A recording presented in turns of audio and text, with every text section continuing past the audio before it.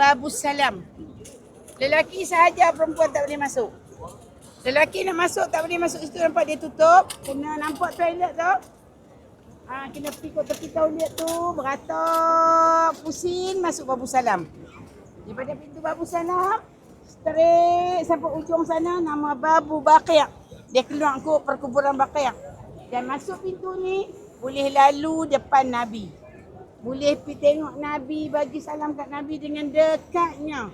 Boleh tengok dalam tu ada makam Nabi. Dia ada bulat besar, bulat kecil. Nabi apa? Baginda Rasulullah sallallahu alaihi wasallam. Nabi, Saidina Abu Bakar dengan Saidina Umar. Mula masuk Abu Salam, kena masuk melalui toilet tu, beratak. Masuk dalam tu, keluar pergi sana. Kena bawa kasut lah.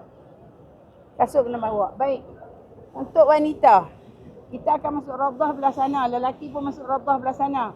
Masuk Raudhah pintu sana, keluar pintu nombor 2. Ini nombor 1 nampak tak nombor 2? Nampak ke tak? Nampak. Dan ni perempuan bukan lelaki. Perempuan akan masuk Raudhah belah pintu 37, 38. Keluar ikut pintu nombor 2 Saidina Abu Bakar. Keluar pintu ni, nampak tu keluar kat situ gate tu, terus balik hotel. Boleh? Okey, jom.